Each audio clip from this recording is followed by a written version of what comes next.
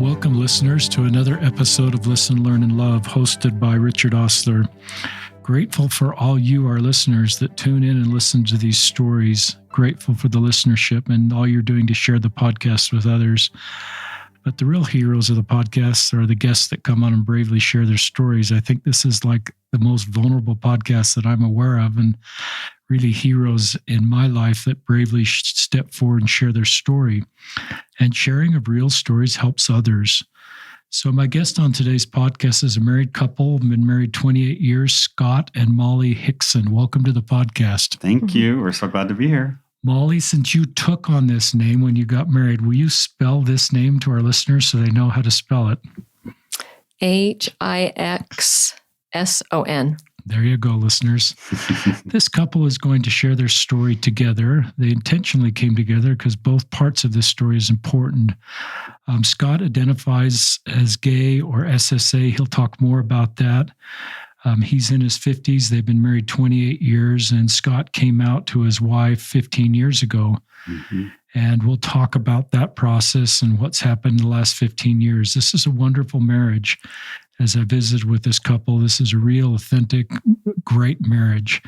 And they're here as equal partners wanting to share this story for partners that are straight partners or partners that aren't straight, or just people wanting to better support couples like Scott and Molly and see their gifts and unique life mission. They both have served missions. Scott served in Spain.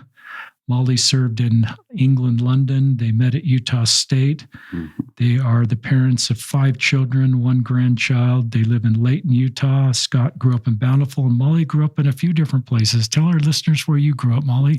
Born in Cedar City. Parents are from Kansas, and we lived there for a while.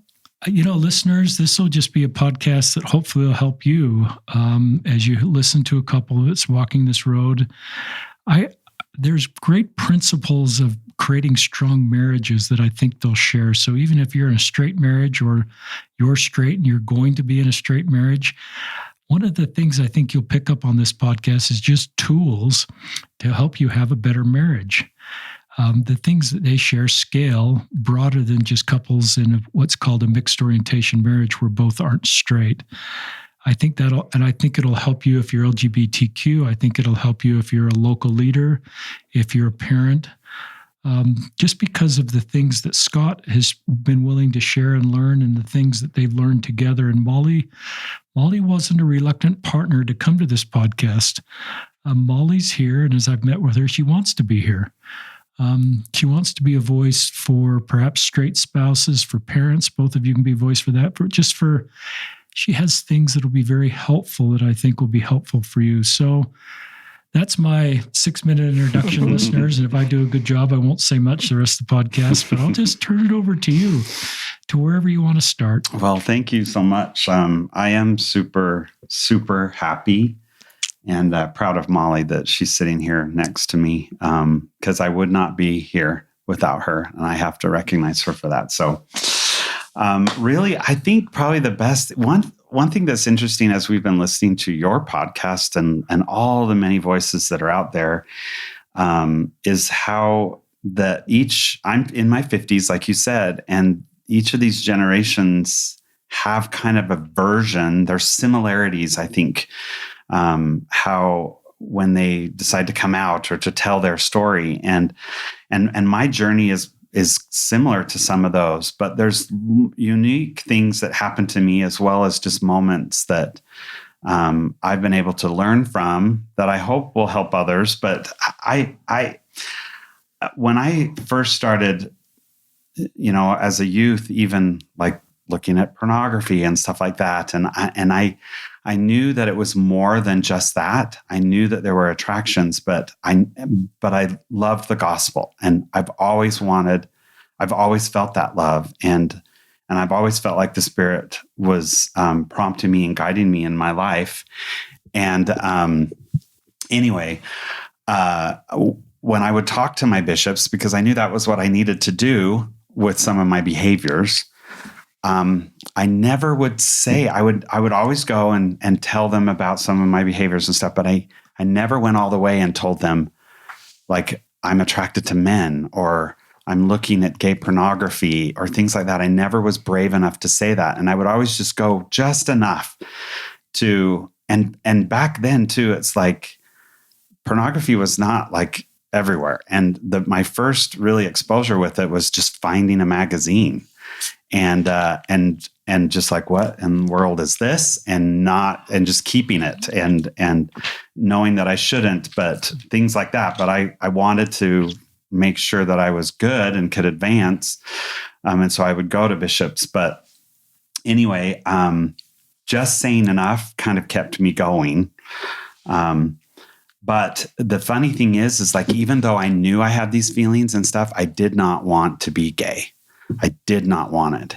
And so I would do anything and everything I could to just like ignore it and push it aside. And I remember once, when you go to get your school pictures every year, this was in junior high, and I went to go get my yearbook picture, and my mom had signed me up to get, I don't know, packet B or whatever it is to get a set. And they just paged over the office that pictures were ready to be picked up. And so I went into the office to pick up my picture, and they took the picture, and I looked at it, and I was just mortified because I looked gay in it. And I just remember the way my pose was, the way my smile was, I hated it from the moment. And so I don't know why I did this, but I told the secretary, I said, that's not me. I don't know who that is. And she's like, yes, it is. And I'm like, no, that's not me. I don't know what you're thinking. And I just walked out of the office. And I don't know how we got those pictures, because we do have them at home. They must have called my mom and said, these pictures are here, and he won't come and pick them up. But I would not accept it because, and it was just like those moments where I wasn't, like my behaviors weren't super masculine or something like that. I hated it. And I just like, please, like, make these things go away. And back in the day, my mom and dad would take family movies on the Super 8 films. And so it was always just silent. And even watching them as a youth, I loved the sound of the projector going as you're watching these movies. But when I was 5 years old, we went to California and went to the beach. And whenever we'd watch these family movies, there was this scene of me that my dad filmed playing on the beach. And from my eyes, I just didn't look like a masculine kid. And I just remember like the wave would roll in and I'd run away from the wave and I'd go up, and how I was holding my hands and how I was acting. I wasn't acting like my brothers. And I hated that. When that scene would come on, I would hate that scene, because I'm looking at myself thinking, like, that's not how men act. That's not how boys act. And by this time, I'm in high school and junior high, and I'm just looking at this and I'm just like, I always felt different. I think that's a common phrase, is always feeling different. But when I would see it and I would recognize it in me, I would just like be mortified. And I'd just be like, no, I'm not, because I didn't want to be that. And that just kind of continued because I saw it in me. But what was hard is when other people would see it in me and call it out. And that kind of started in junior high and I think kids can be mean to one another, And I remember in sixth grade, there was a boy that I was drawn to him. I was attracted to him some way. I don't know how to describe the feelings I had as a sixth grader. But I remember I wanted to take a camera. We were having a party that day, and I wanted to take a camera to take pictures. And back in the day, there's no phones. You have to actually develop the film. But because I wanted to take a picture of this kid. And we still have that picture. Every once in a while I'll scroll through it and I'll see it. And I remember I'm taken right back to that moment, how I was just drawn to him. And I remember the class, and I remember all of those things because I was just drawn to him. And I didn't really know why at that time, but I just knew it was there. And then in junior high, I would have people kind of like bully me, and they'd call me all the words that you call somebody who you think is gay and effeminate. And even though I don't necessarily feel like I'm effeminate, but I wasn't like super masculine either. And for whatever reason, I didn't let it bother me, at least on the outside. On the inside, I took it and buried it, but I just kind of moved on. And that continued even through high school. I remember standing in the lunch line once, and I was just waiting, and there were some football players behind me, and one of them pinched me on my butt. And I'm just standing there, I'm like, and I just kind of turned back and like looked at them, and they just kind of started laughing.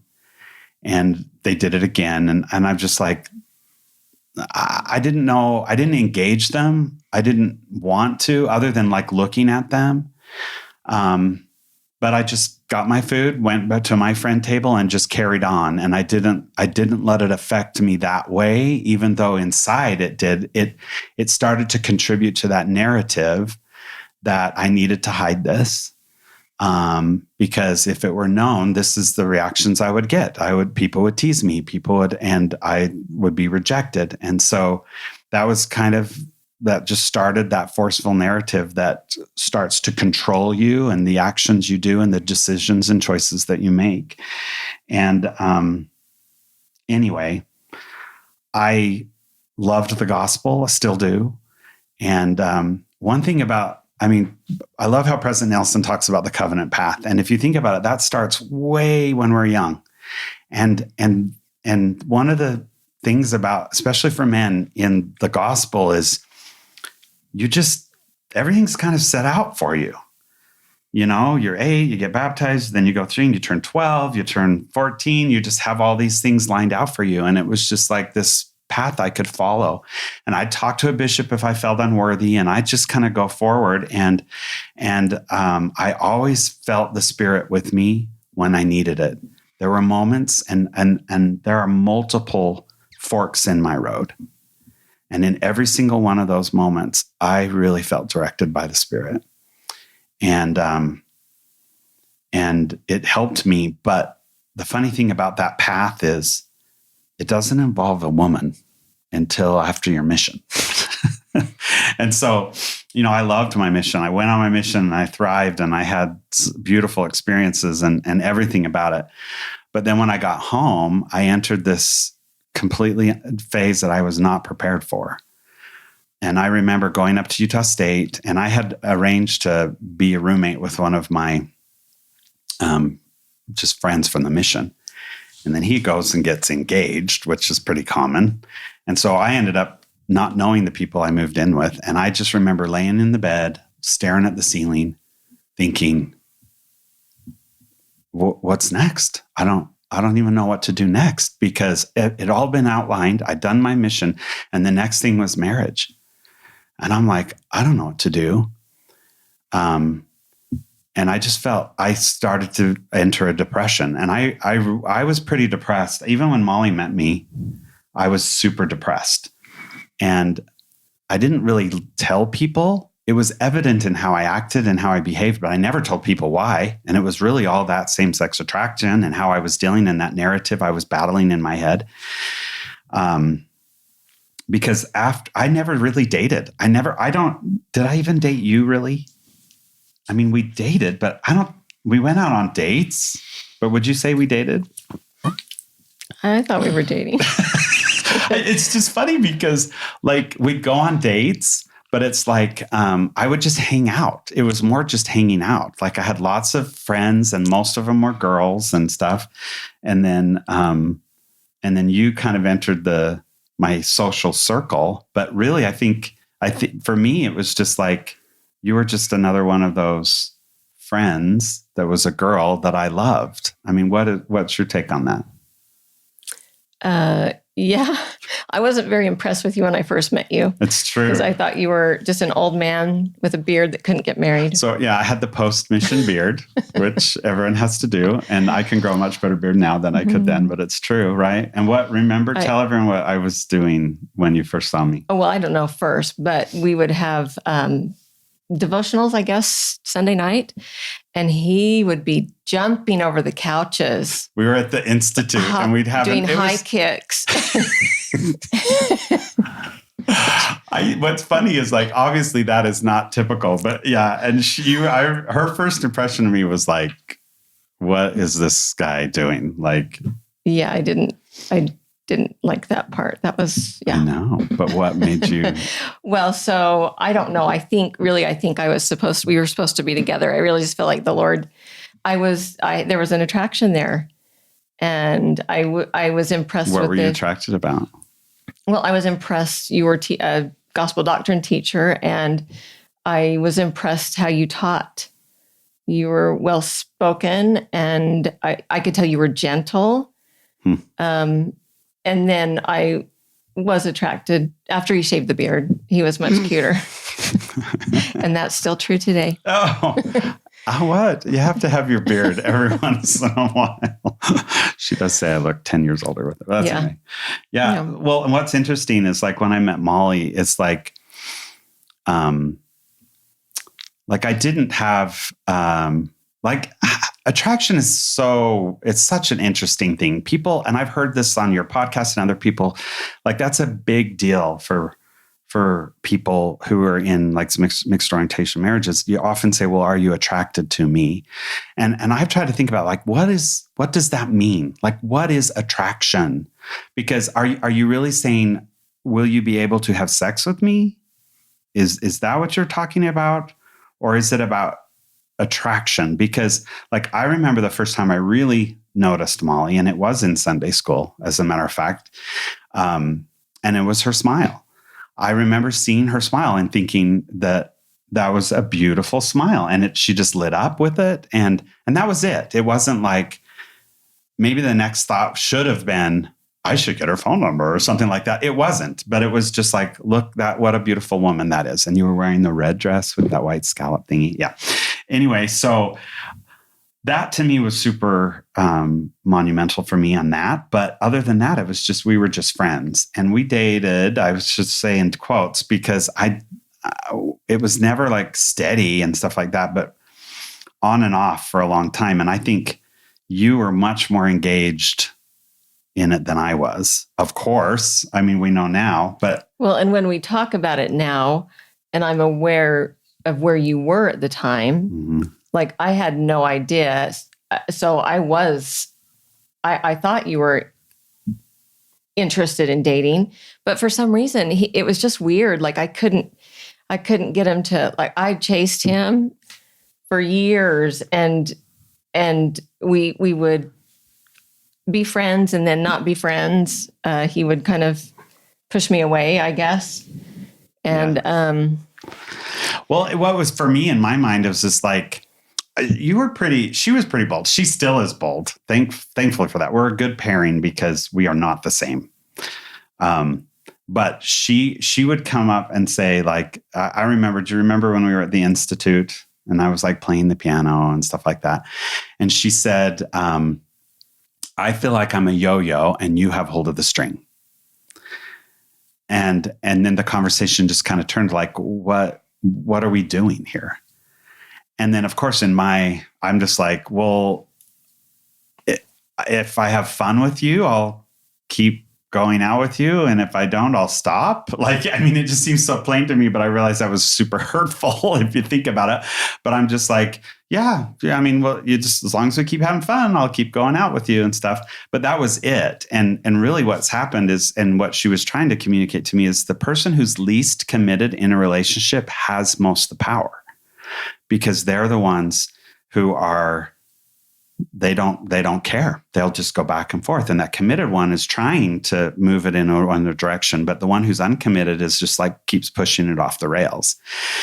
And so eventually, though, you just got brave and just said, enough of this, right? Yeah, I still was very attracted, but I recognized that we weren't going anywhere. So I just decided to start having fun with dating and kind of let you just hang out by the side of me, I guess. I know. And I still remember what's interesting is, like, I didn't expect this, but so she just kind of moved on. And I'm like, whatever, I have a whole bunch of other friends, so I wasn't too worried. But I remember one day I was sitting in my apartment and the window was open. It was during summer quarter.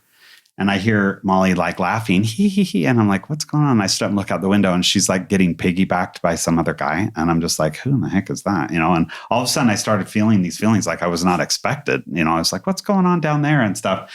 And so I'm just like, well, you know, maybe I do like her. Or should I do something? And so I started kind of doing the secret admirer stuff and leaving notes and stuff to just kind of, she didn't know who it was, but eventually we got to where we were dating. And I remember like you asked me if I would hold your hand. Like I didn't do any of that stuff. So finally we're at a movie and she's like, can I hold your hand? And I'm like, oh, sure. And I just like hand my hand over to her. Yeah. So it really is a good thing that I'm tough skinned and I am very persistent because we just wouldn't have been here. I mean, it was just meant to be. It is true. It is true. And then even our first kiss, like, it was awful. And I wouldn't have done it if I had a brother-in-law who's like, how long have you been going out with this? And you haven't kissed her yet? Oh my God. And so he got in my head. And so I remember like we were out and I'm like, oh my gosh, I got to kiss her. I got to kiss her. And so it was just awful. I just remember like, oh my gosh, that was so dumb. But the reason behind it was there's nothing behind it but social obligation. And so anyway, we dated on and off for a couple of years and stuff. And then eventually, really what made me propose to her was the Spirit and Garth Brooks. I guess you could say that, but it was silly. But I had a dream one night, and in the dream, we were going up the canyon with a group of kids from the college, and we got in an accident, and our car rolled off the ravine and landed upside down in the water. Wow! And in it, Molly died, and I just remember like trying so hard to like resuscitate her. And then the Garth Brooks song was playing in my head that was popular at the time. It said, if tomorrow never comes, will she know how much I loved her? And at that moment, I'm like, I think I love Molly. And then everything went fast forward from there, because what do you do at that point? Well, you ask her to marry. And so we did. I asked her to marry me, and we got married, and we just did what married people do. Well, fast forward 15 years, and And we just do what married people do, because at that point I was in counseling because I felt a disconnect. It just wasn't, the relationship wasn't where I wanted it to be. So I thought I'd go to counseling to get maybe it was me. Is there something I can do to fix it? In my mind, I'm like, that's honest. In my mind, I'm like, well, I'll get married and these things will diminish. I mean, I never felt like they'd go away, but I thought they'll just diminish and I'll be able to cope with them and everything would be fine. No, that doesn't happen. And it actually, I personally, for me, marriage made it worse. My attractions were heightened. Being sexually active, I think, just totally changed things in my mind. And so for me, it didn't actually help that front, which I thought it would. But because I had grown so used to just hiding things and keeping that I just kept it secret. And I didn't really, my personality is more like a straight line. And so I just kind of go on cruise and I just keep going straight. And it's not like I have these, at that point, kind of the depression kind of went away a little bit because I don't know. And I just kind of went straight. But Molly is more like, up and down and up and down. And when she was down, I'd be like, what's going on here? Because I'm like, but really what it came down to is we didn't communicate. I thought I was communicating. I thought I was super open about everything. But the problem is if you're only open about the stuff that doesn't matter, then you're just talking about stupid stuff. I was not opening up with her and sharing it. And she could sense it. She sensed it in our marriage. We weren't as close. And that's why you did start going to see a counselor. But was that after you discovered my same-sex attraction? No. Because before. my counselor invited you to our session and you told my counselor that you were attracted to men. Yes. So this is the problem. I did not tell Molly, obviously, before we got married, because I did have the belief that it would just diminish and it would go away and it would be not an issue. Well, At one point in our marriage, Molly discovered I was same-sex attracted because she caught me watching gay pornography. And at that moment, I thought it was all revealed.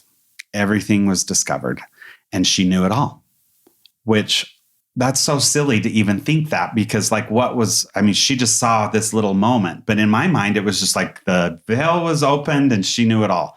Well, she didn't. And I do remember you said, take care of this. And that's when I went to a bishop for the very, very first time. And I told him everything. And let me just pause for a minute and tell you about that experience, because I am so grateful for that bishop. And I don't think it was 20 years ago, really. Well, 15 or whatever. And I walked in and I told him, and the only thing he did was stand up from going around his desk and come to me and give me a big hug and tell me he loved me. And I needed that so much. I was not expecting that, because in my mind, being gay was sinful. And he didn't treat it that way. And I just hope everybody knows that. Being gay isn't a sin. Having sexual attractions to other people of your same gender is not a sin. Now, there are sinful behaviors that we have to deal with, but it's not a sin. And I'm so grateful that Bishop let me sit in his office and be that trusted, loving person that I could confide in, because I needed to let somebody in and not feel sinful because of that. Now, we did talk about the pornography and all the other stuff, and we worked through that. And I met with him for a long time. And another thing he did is shortly after that, I was he called me as his executive secretary. And I sat there thinking, well, there are two things, the devil on one shoulder and the angel on the other. The devil told me he's trying to keep you close, but the angel told me that he loves you. And the Lord, I was just like, why?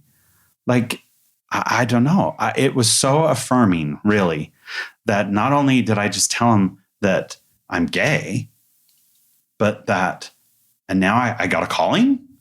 But it was such a beautiful moment for me, because I can be super social, but when I don't feel trust and stuff, I pull back. But now I'm an executive secretary and I have to call people and make appointments and stuff. And the amount of compassion and love I felt, I was unprepared for that. To be part of that and to just love these people in the ward. And I wasn't even the bishop, But anyway, I'm so grateful for that, and for him for taking that time to do that. Anyway, that's just kind of a little side topic. But so I told the bishop, so in my mind, I'm thinking, well, Molly knows. But the problem is we didn't talk at all about it. And so she knows something wrong, and you went to see a counselor and then tell him. So he invited me to come. You need to tell it from your perspective, because it was way different from mine. He asked you something, and I just remember hearing you say, I'm attracted to men. In the session. We're sitting there. Right. We have one of our kids in a car seat, and he asked me some questions, and I just said, well, I'm attracted to men. And I didn't do a thing. I didn't, but I didn't react to it either. Inside, I'm freaking out, but I did not. How did you feel inside, though? On the outside, because in my mind, she already knew. So this wasn't a revelation. This was the revelation. And I look back at this and I'm like, I never, ever would have told her this way. I thought she knew. And I carried that burden for years. But we'll talk about it in a minute, because I want people to hear how you felt in that moment. Well, I just remember on the ride home, I sat in the back seat with the baby, and the whole time I just thought, what did he just tell me? Like, I couldn't wrap my head around it. Like, what on earth? What? I just, yeah. And I'm on the opposite side of the spectrum going like, oh my goodness, that felt so good to vocalize that to another person type of a thing.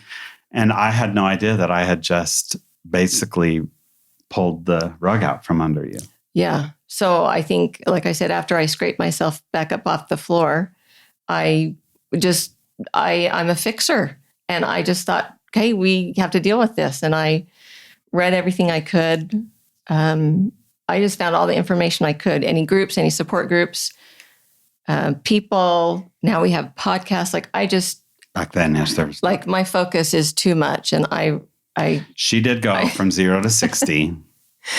Do you think your college degree, and I don't think we mentioned this, in family and human development gave you a foundation here to sort of, or do you think that's just the way you're wired? Yeah, I your would degree say is an insight into just how you're wired to understand these sort of things. Yeah, I would say my personality got me the degree. But maybe it is because of those things. Go back to that car. I mean, and maybe you'll do this, just talk to your younger self 15 years later, what you would say to yourself now that you've been on this road for 15 years. This is kind of you talking to spouses that are just becoming aware of this. I guess I would say, because, it was probably a year after we got married that I probably found the first sign of pornography. And then every once in a while I would find more, and I didn't know what to do with it. I had no idea what to do with it. And so I didn't do anything. That's honest. So I think that the best advice is probably to say something and to not just sweep it under. I was doing what Scott was doing, sweep it under the rug. So I think I would say you got to start talking as soon as you see it. You just have to talk. You can't. And I want to chime in here a little bit because talking is hard. It's so easy to say that. Yeah. It's easy to say, just talk about it. But when you have been raised hiding your whole life, to say, just talk about it is Herculean in some ways. And the reason I want to say this is because, fast forward to just, this last year, Molly posed a question to me where she just said, what is your relationship with honesty? And I wasn't prepared to answer it at that moment. And I wanted some time to think about it, which I did. And when I was ready, we got back and I said, let me talk. I'm ready to answer. And I said, my relationship with honesty is fear-based. And the reason I think about that is because my entire life, I have been spending all my energies in hiding this because I wanted to be accepted. I wanted to be loved. And I believed that if people knew this about me, that I would be rejected. And I think this is a common narrative that we create in our head, those who deal with the same-sex attraction. And because of that we carry that with us everywhere we go. And so it's easy to say, talk about it, but it's hard to do it. And that's because you have to be vulnerable. You have to open up yourself. The only way through it is through it. You can't go around it. You can't skirt it. You have to go through it. And we're taught that the truth shall set you free. And when you think those phrases, that's so simple. The truth shall set you free. But what does that mean? What is truth? And a lot of times when I heard that, I'm like, that just means, the truthfulness of the gospel and stuff like that. But in my case, it was the truth. It was honesty. I had to let Molly in or else we couldn't get there. And it took years. So this is a long time. And so I just hope that people can be brave enough to be able to just say the thing that scares you the most to somebody you love. Because saying it and getting it out there gives somebody the opportunity to love you.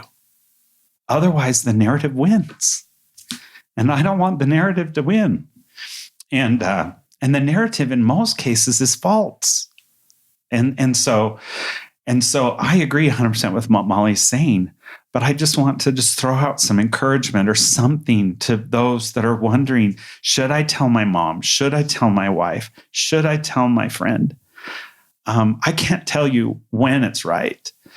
And it doesn't have to be the world, but I think it's really wise to bring someone in because otherwise it's just you and your narrative and the adversary and bring someone in and change those odds. And when you do that and you show that love and they can show that love to you and support you, so much changes.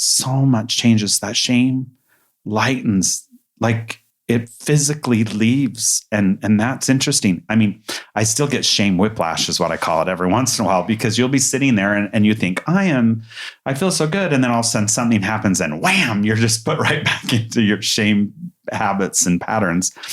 But anyway, I think being truthful and honest and really letting Molly in, it reminds me of the time when Molly and I were having a discussion. And because my whole life, my belief has been that all the problems that we have in my life and in our marriage is because I'm gay. It didn't matter what it was. My mind would go there. And when we would argue, and I can't even remember what we would argue about, but when we would argue, in my head, it was because I'm gay. And there was one time where we were having a discussion, and she said a phrase that stopped me dead in the tracks. And I don't even think she was just saying it. But she says, I don't care that you're gay. And then she followed it by and I use this flippantly, but just put the toilet paper on the right way. That's not what it was about, but it felt that way. And I had to my world stopped. That was huge for me, because when she said, I don't care that you're gay, I think I said, what? You don't care that I'm gay? Because all this time I was blaming the fact that I was gay for everything. And now she just told me she didn't care. And I'm like, what is happening here? But it was huge, because I finally gave myself permission to say, oh, all I have to do is put the toilet paper on the right way and move on. And it was glorious and it was wonderful. I mean, what was your reaction to that? Because I don't think it was as big of a moment for you as it was for me. No, it wasn't. And I was surprised at your reaction, that you really thought that I cared so much about you being gay. Because what you really thought I thought it would go away. I did. And I didn't think it would go away. Because she dived so much into here's 5 talks I read and here's a book and da da da da. And it was like overwhelming to me. I thought really what was happening was she was like, we can make this go away. We can do all this stuff. But it wasn't that. I totally misread that. Yeah. She didn't care about that. She cared about me and she cared about us. Well, and I think to me, if there's a problem or an issue, like it's okay to recognize that, but then you can learn about it and try to change things. I think when we learn about things, become aware of stuff, that's when life kind of changes. You see things differently and you can do things differently. Yeah. She's so good at that. And I am not. I felt like she was hitting me on the head with it. Yeah, he would not. I'd bring things up and I thought, oh my gosh, he's not, like, he doesn't want to talk about God. No, it's true. You would bring up things and I would just really pull back, because I felt like, first of all, defensive. Like, I just don't like, this is, and I would get offended by it. And she would just be so involved in it, but I was just really off base, and I had to get to that point. And I think that question about honesty helped me get there. And I think about that moment when you said, I didn't care, that you didn't care that I was gay. That was so huge, because I was able to let go of that. And the other thing is like, because I did not tell her for years, she would use that. And I don't know if this was intentional or not, but she would kind of use it as a weapon. Well, you didn't tell me and I didn't get a choice. And it's true. I'm like, you didn't have a choice. I asked you to marry me. You said yes. What would you have done? We don't know that. And so she would bring up things like that. And I would it was heavy. It was this huge load that I had to carry because it was my fault. I did not tell her. And I remember not too long ago in a therapy session, eventually my therapist just said, you have to let that go. Like, she's known for how long now? She has a choice. She can leave. She doesn't have to be here. So she's had her choice. So you need to let that go. And that seems so black and white now, but I did not give myself permission to finally just say, you know what? I don't need to carry that burden anymore. That's Molly's issue. Molly has to work that out. And I did go back and tell you, and I don't know how you accepted that, because you're like, because I think I was angry. Yeah. Like, what do you? Well, because I think in some ways you're like, but I didn't. Yeah. and But by me saying, it's now yours to carry, it shifted the balance a little bit. Right. It was right. It helped you. It was huge helpful for me because I realized it was holding me back and holding me down. But now if she brings it up, I can say, that must really hurt. And I bet that is hard. And what can I do? How can, I can say it that way. It kind of ticks you off still, but I think it changes things because I can feel compassion for her. I can do that. But it's just because I didn't tell her, I didn't change her agency. I didn't give you, because you can, and that's another thing I think is important. She's not here as a victim. She's not here because, and I don't want to say this, so I want you to say this, but you're here by choice, right? And so at that point, you've chosen to stay. So she's had the opportunity now, and that's how I feel about it. And that's been a huge thing. So what do you think about that? Well, I was going to say that I think the last 15 years, really, I've just been angry and did not trust him, did not feel safe. I think, and I was doing everything in my power to help myself so that I was emotionally and mentally healthy, but I wanted him to do all the things I had done because I feel like I've done a lot of growing, and I didn't feel like I could get him to grasp what I was handing him. Like I handed him everything, and he just wouldn't take it. And I think finally, I don't know if I just needed to see that he was willing to do something, and it took him 15 years really. To have you be willing to see in my mind, I think, in my mind, I was doing something, but I wasn't. And I think was just pacifying myself with that. But really, I felt like Molly was being overbearing and controlling and stuff. And until I made the choice to say, there's something there. There's something there, and let go of that. I don't even know how to describe it, but the pride maybe is the best way to say it, of and really listen to the counsel and wisdom that Molly had, is when I could accept myself for being gay, and then also I could realize how powerful we are together in this whole thing. And that's where I was talking about, like, that truth, being vulnerable enough for me to open it up and really just talk and share with her how I'm feeling, change things. And no longer was Molly, like, she was seriously casting her pearls before swine is how it was. I was not taking anything. But once I got to the moment where I could just like get past all that and just look at what she was giving me herself. She was accepting me for what I was and saying, I'm willing to go on this journey with you. And when I really recognized that, I'm like, wow. And was vulnerable enough to say, I'm going to let you in, and I'm just going to share it all, because that's the trust. That's the trust she needed and the safety that she needed.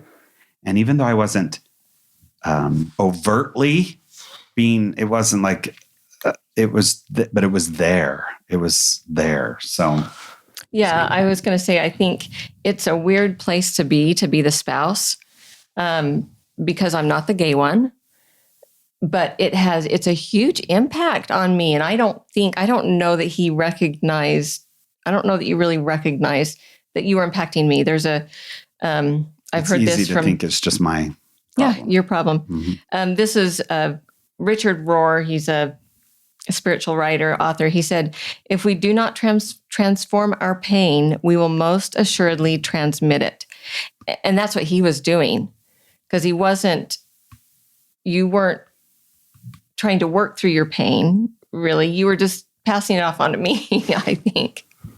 So, and I really just needed him to start healing and start looking at things and figuring things out and doing things differently, I guess. I needed to know that you had the ball and you were doing something with it so that I could kind of let go of it, because I'm not the type that wants to let go of things. I need to see progress. She wanted, Molly, let me ask. This is a really important part of the whole podcast is great, but this relationship with you, I think, is really helpful for other people that are working through a similar journey. And you give them hope because you're together. You've been on this road for 15 years, being out 28 years total. Talk about the anger. You said I was angry. Was that angry at God for getting you in this marriage? Was it angry at Scott for being gay? Well, talk about that, because I think a lot of straight spouses probably feel anger, and talk a little bit about how you got rid of that anger. Did Scott do that for you? Did a therapist do that for you? Did you do that? Did the Savior? Is it a combination of everything? Because there's probably a lot of people that feel that way and need to, and want to stay in their marriage, but need some skills on how to move through that. Yeah, I think my rock was probably that I had gone to the Lord and just said, look, I want to marry Scott. And if he asked me, I want to say yes. And is that the right decision? And I had the impression that was what I should do. And if I did not have that, that's really what kind of stabilizes me, because I really felt like this is where I should be. I think when I felt the anger was not to God at all, really. I sometimes wonder, what you think I can handle, God, you think I can handle this? I don't know what you were thinking. It's honest. But the anger was really towards Scott. So angry that I felt deceived. I did feel like I didn't have a choice. I wasn't given all the information that I should have been given so that I could really make a wise choice. And I did not trust him. And I have been, it's a miracle, truly, because I've been angry for the past 15 years. And it's only really been since I just decided, we got COVID. And that was actually a blessing for us. I was in quarantine, and then Scott was in quarantine. And during that quarantine, I was able to, I'd always wondered how I needed space away from him. And I didn't want to, I needed a little separation, but I couldn't do it. I wasn't going to leave. I wasn't going to ask him to leave. And I didn't know how we could do that. And so COVID did that for us, because we were in two separate parts of the home for a few weeks. And after I'd had those few weeks and I had had a chance to, what is it I really need from Scott? What do I want in this marriage? What are my boundaries? Because I decided I'm not doing this anymore the way we've been doing it. I'm done doing it the way we've been doing it. When she came to me with this revelation, at first I was like, what? Well, I said to him, because I said, I need more time. I said, this has been so good for me to be away from the emotion, to be away from you, and to have clear thoughts. And I need more time. And I want this next month, I need to extend this for a month or so that I can keep working through things and have the space I just need to wrap my head around and figure out what it is I want and how I'm going to go about getting it. So keep talking, Molly. So just keep talking how things change, because I sense this was the beginning of things changing. Yes. Oh, and it's amazing. Talk about that. I came to him with this therapeutic separation. There's so much online. And she'll find it all. I had to tweak it. You're in a therapeutic separation in your own home. Yeah. I had to tweak it a little bit. But so I just came to him and I said, look, I'm taking this time to figure it out. I hope that you will take this time. I don't want you just sitting down here watching Netflix and Hulu, and I want you to take the time. So keep talking. Talk about and so we would have.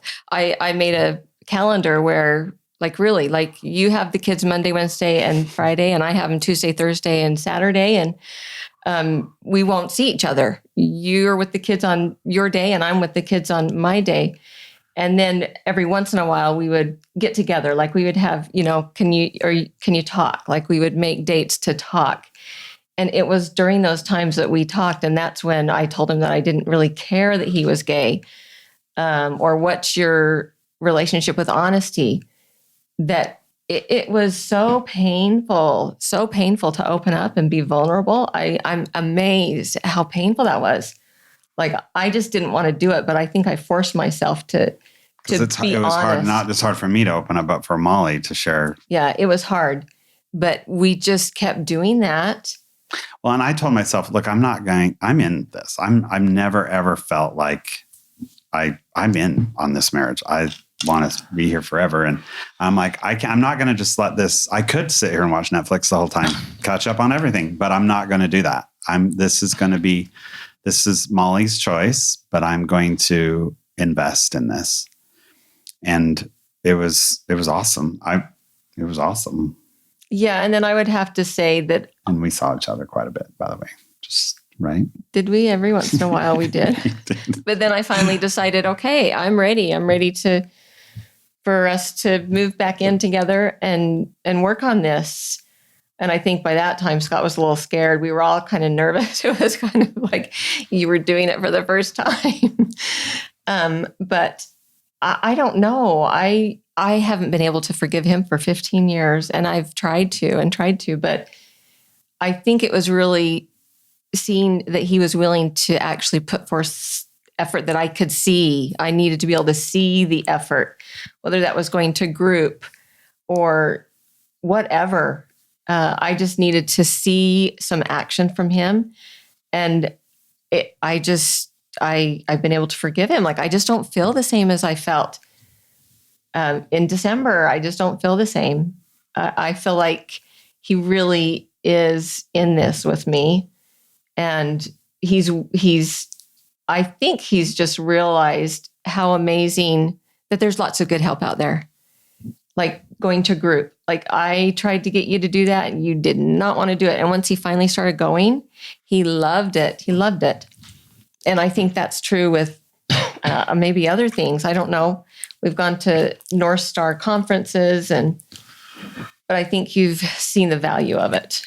And I don't know how you were able to kind of give in and kind of move through this process with me, but that's all I really needed. So you wanted Scott to do things that just help Scott be better, yes, to be better, to understand this better, to have better skills, to be skills that would help your marriage. And some of the frustration, you felt like Scott just wasn't doing the things you'd like him to do. And then when he started to do things like the group, we haven't really talked about that group. You can if you want to, but that sent a signal to you that Scott's committed to the marriage and is willing to just sort of develop better skills and a better framework to make this marriage work.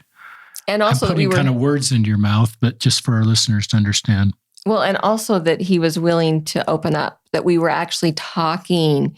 It was so healing to actually talk about things and to bring up things that were scary. And like, I had questions and Scott said, "Okay, if you're going to ask the questions, you need to make sure that you're willing to hear the answers," because they were hard questions that I needed answers to. So this relationship with honesty was a great question. And that to me was a great question in your marriage. All of us need to ask that in our marriage and our lives is, what's your relationship with honesty? And you recognize yours was fear-based. Yeah.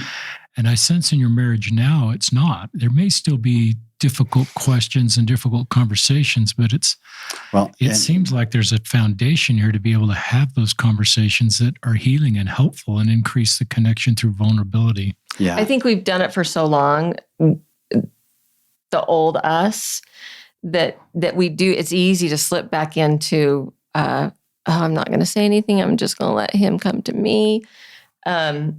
So we have to remind each other. Yeah. There are times where I'll be like, because I can pick up when she's starting to feel like I can tell she's pulling away or something.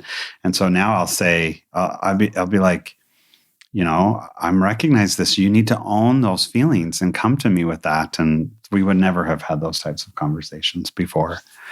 I think that's been huge for us. And just being able to feel like she was now a partner in this with me was just monumental for me. I just love the fact that she's together with me on this journey, and that it didn't matter if I was gay. I think there's reasons. like I look at people like Ty Mansfield, I think he's amazing. And I'm like, I just think there are people in this world that have certain, and I'm just going to call them challenges because I don't know what else to call them, that have them so that they can help others. Like, and I think that's what I want. I think that's what Scott can do as well. But you have to heal from your own wounds to be able to help anyone else. And in order to do that, you have to really kind of look at it, face those things. And that's what I needed you to do. Well, and I think that comes into the point where I would just plead with the Lord and say, what would you have me do? What would you have me do? And with this, because I'm finally at a point where I'm like, okay, this is me. I love who I am. I love all the aspects about it. Okay, I'm gay. Who cares? So what would you have me do with this? This is a gift I've been given. What would you have me do with this? And my answer back, which was very profound, was like, I can use you, but I can't do it from a place of secrecy. And so I'm like, okay, what do I do with that now? And so at first I just felt like that meant just telling the people I was closest to, my siblings, my children. But then as soon as I started doing that, the circle just got bigger and bigger. And then eventually it's just like, I can't take every time you tell someone, especially when it's new, you're just like, it takes every ounce of your energy to come up with it. And you have this pit in your stomach and you have to like go just throw up or go to the bathroom or something because you're just working toward doing it. And if we tell one person this week and two people the next week, and I'm like, at this point, if the Lord really wants me to help, needs my help, and I can't do it from a place of secrecy, how in the heck am I going to do all this? Like, there's not enough weeks in my lifetime remaining to be able to tell everyone. And so, that's part of why we're here today. But but the point is that we want to do whatever we can to show people that there are options. Like, the world has paths predefined for, if you're gay, here's your path. And I'm not saying what your path should be, but I want to at least be an example of a path. And I remember we've talked with our stake president and our bishop just kind of about this journey, and that we're going to start telling more people about it. And my bishop asked me an interesting question. He said, "Are you happy?" And I'm like, "I am happy. I'm so happy. Like, I feel like I'm living what I want to be. I'm living my truth." People say that. And I'm just so happy with that. And now it's like, okay, I want to be an example. I want to show, because what a difference it would be for me if I had been a youth in my ward to have seen, well, there's brother so-and-so and he's gay. And look how happy he is. That would have totally changed in my mind. And so it's just like, if I can just be an example, I don't need to be just like overt. I just need to be there, but I need to be there and known, because like there's that quote that we said, and I'm just going to paraphrase it, but it says like, our greatest fear is to be known and not loved. And our greatest desire is to be known and loved. But you can't get there unless you're known. And so you have to be brave enough to be known. And so I'm willing to take that risk. I'm not perfect. There are so many things that I am just subpar at, but I can love someone and I can be my true self, and I can let people know that I'm here, and I can be for you. I can be an example. I can be whatever. I don't know what I need to be, but I can do that. That's really good stuff. I'd love to comment just on what you just said. We wrote this down before because Scott shared with me, what would you have me do? That's coming from such a point of humility and such a point of, I just want to do what you want me to do. And the Lord saying back to you, I can't use you from a place of secrecy. Mm-hmm. And I think, you're just in the perfect time in your marriage and your life to share this story. you've done so much hard work privately, individually, with therapists, with friends, with yourselves to be able to share this story in a way that's really helpful for others. It's raw, it's authentic, it's vulnerable, it's painful. You're being incredibly honest here in the podcast, both of you, about the complexities of this road, but it's a beautiful love story. And I think it just helps other people. 2 more points. As I talk in my book, and I've mentioned this a few times on page, 260 something, I talk about the first time I did a podcast with someone in a mixed orientation marriage, and I just got a rebuke of the spirit during the podcast because I thought, because that's all I heard about in society, that all those marriages failed. And listeners, I just learned that there are incredibly strong, wonderful, all the words we use for marriages like yours. It's a different marriage, but often those marriages, the skills that you've been kind of forced to learn because the complexities of your marriage have actually give you the skills to have a great marriage that some marriages never develop. I'm not a marriage and family therapist, but I'm reckoning the work you've done is terrific. And it gives us a template for all of us to do the kind of things you've done. And vulnerability, communication, honesty, how to have those hard discussions that a lot of us just can't have. I'm speaking for listeners in general that it's hard for us to do those sometimes. I also like the idea that, one guy mentioned to me in Elders Quorum when his wife is going through a hard time. It wasn't around this issue, but the Lord says, you can't be their savior. You just have to be their spouse. And I think one of the things you've both done a good job is you haven't been the savior for each other or the therapist for each other. You've got these other people in your marriage to help your marriage work. Therapy is great. And the role of the savior is great. But I think you've brought all these parties into your marriage to make your marriage work, and has given you the skills to be vulnerable and honest. And I write in my book, I give all couples, your age a lot of grace because even though Molly has a right to be angry that you didn't talk to her about this in the dating process, I do give grace because not many people did. And you rightly thought this would just diminish. I actually like that word. But you were honest that it didn't. It actually increased. And so that just kind of keeps you in, the spiral of just, I can't talk about this. And Molly sounds like she can sense something early on in the marriage. It just doesn't feel right about this marriage. And I think you've done a really terrific job, but it's been a long road. But younger people, one of the things I really like, and I wrote this in the book, is, talk about this in the dating process. It may not be the first date, but it probably needs to be before you get engaged, for the spouse that's not straight. And your straight spouse, everybody that needs to just talk about everything that's part of the reality of their life in the dating process. We can't just present what we think the spouse needs to see to marry us, this sort of the front of our face and all the perfect self for 6 months until we get to the temple, and they get to know the real self. We have to be real in the dating process. Yep. And if we're not straight, we need to talk to our partner about that. And then that partner just can take all that information as they're receiving revelation. And some would say, well, that's not going to be my path. But some might say, that is my path. And we've talked about this, and it may give the straight spouse permission to open up about really complicated stuff in their background.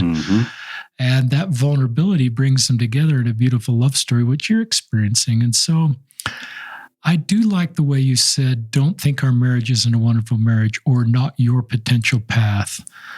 Society sometimes says to be authentic, this is how you do it. And I like listeners, don't make someone else's story your story or what society is telling you should do. You need to work with your heavenly parents and receive personal revelation. And you need to get yourself in the very best spot that Scott's in, of sort of all the internalized homophobia and shame and self-loathing, that where you are right now. Our younger non-straight members get there earlier, I think, because they can just accept this. You've seen this change when you talk about the generations. And I think that's a credit to, where our society's moved, where our church has moved. But you can get to this spot pre-marriage where you really are your personal best and you've accepted this part about you, and you've, just like Scott says, this is a great part about me. This is who I am, and I want to share that. It's no longer something I want to keep secret. So younger people can do that, but do that from a place of strength then, and then it helps you to write your own story. But listening to all these stories, I think, helps you write your own story. Yeah. And that's why this podcast doesn't just have one type of story on it. It's a pretty broad platform, and other platforms out there just to hear a variety of stories so that you can hear the very best things to help write your story. Mm-hmm. So those are just some thoughts. I'll turn it back to, we're kind of at the typical closing mark, but if you've got more you'd like to share, we don't need to stop right now. Do you have anything else you want to add? I guess what I would like to share is that I think sometimes I freak myself out, really, because I feel like I'm in a good place, but sometimes I recognize like this, oh my gosh, this is such a huge risk. And the adversary works on all of us. But I've really tried to pray that God will help me navigate this. And I feel like, I really feel like that we can all help others, but you don't have to be a straight spouse of a gay husband to receive help from me, I guess. If there's anything I can say, I just think there's all sorts of spouses out there that haven't trusted their spouse, or they feel like they've been betrayed, or anger. And I just think that we all have those emotions at times. And I think it doesn't necessarily matter our situation. I think we can help each other. One thing I've had a hard time with, or that I've figured out, is that when Scott started telling the story, and he was telling our children, and I'm just sitting there listening to him talk, I just thought, I don't want to just sit here, because I don't want people to think that and you kind of mentioned this before, that I'm just here because I have no better place to go. That's a great point. So at one point I turned around to my kids and said, I want you kids to know that Mom has made the choice to stay here with Dad. As long as we're committed to one another, I'll happily stay here with Dad and work through this, support him, and he can support me. I also really feel like it's important for me to trust the Lord. I think I don't understand everything.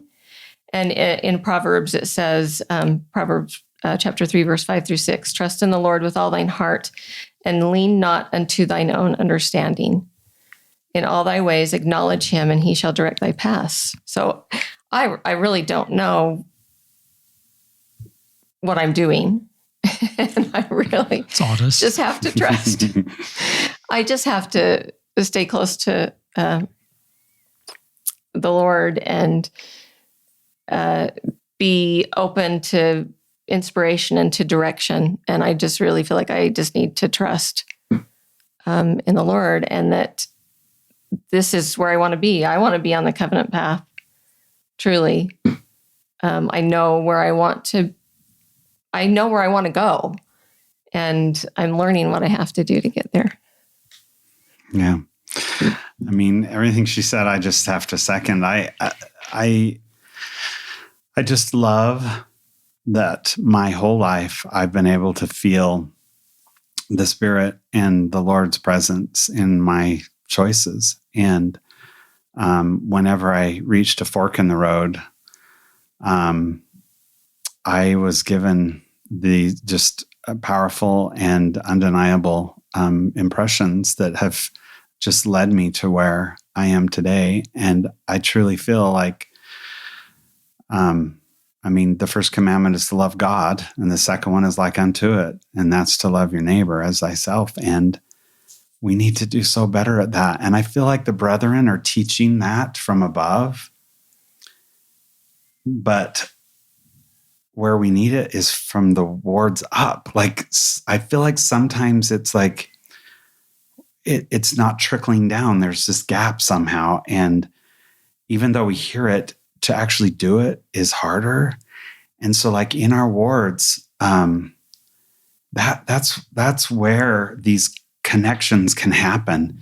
And if we can just extend and love people, it doesn't matter where they are on their path, love them, welcome them, and just be there. And I know, and what's funny is like, I say that from a perspective of somebody who's gay, but it's for everyone. It's like, be compassionate. And when we're sitting in Sunday school and somebody says something that maybe makes you upset or doesn't quite resonate with you, just think about the other people who's sitting in the room that maybe that did resonate with, or, just follow the Spirit, love one another. And when we keep doing that, it's amazing the gifts that we're going to just bring each other. And I feel so passionate about that. We just need to love each other and welcome each other with open arms. And I can do that. And I mean, in Sunday in Elders Quorum, we were there, and the teacher's a new teacher, doesn't know the ward very well. And so he said, hey, I'd like to just have us go around the room. How many times have we done this? But he took it a step further. And he said, I want you to share your name, where you work, a little bit about your family. And then I'd like you to share maybe a challenge or a struggle or a success that you've had, so that we can try to get to know each other. So I'm sitting there and I'm like, okay, like, am I going to say this? Am I going to say this? I could feel it. And it went around the room. And finally, when it got to me, I just thought, I'm just going to say it. And I stood up and I introduced myself, said who I am. Most of them, they all know me. But then I ended and I shared the fact that that I'm same-sex attracted. And I was surprised at the reaction I got. I was surprised, but not surprised. I had people come up after and give me hugs and texts that I got, and it was marvelous. And I know that there are some who probably were a little uncomfortable in that, and others who maybe were so happy about that because maybe they're struggling with something. But that's what it's all about, to be in this ward family. And one of the beauties of, I read somewhere that one of the things about being in a ward that's so unique in our church, most people find their congregations by like-mindedness. They kind of hunt and find the congregation they feel comfortable with. Our church doesn't do that. We just say, if you live here, go together. And it creates this unique interaction with people of varying beliefs and political views and all this stuff. And we have to learn to work together and love each other in spite of all that. What a beautiful arrangement that we can have this opportunity to just learn to love someone regardless. And if I can try to help lead that charge a little bit, then I'm happy for it. Our Heavenly Father loves us so much, and He just wants us to have that same love for each other. And I just pray that I'll be able to do that for the rest of my life, and to let people see me how I am, and hopefully they can see them how they are.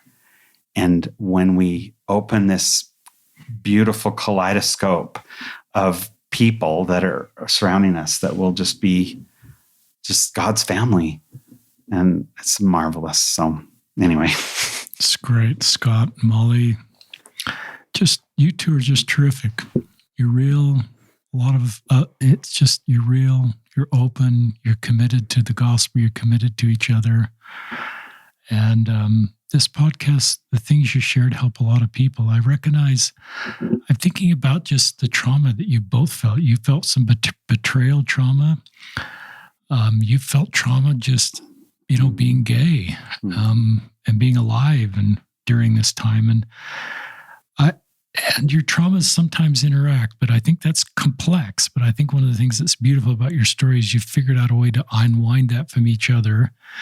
And even though those traumas, your betrayal trauma particularly may come from Scott, you've figured out a way to work through that and keep the common goals of your marriage and everything together. And it's not easy to do that. I'm not a therapist, but you've taught us things that help others that have sort of have this complex relationship with each other where there's pain and there's good and there's common goals. But I think you've done a great job of just navigating your road. And it's interesting to me that you're 28 years in your marriage, but it's kind of just been in the last year that it's been the right time to hit this. Mm-hmm.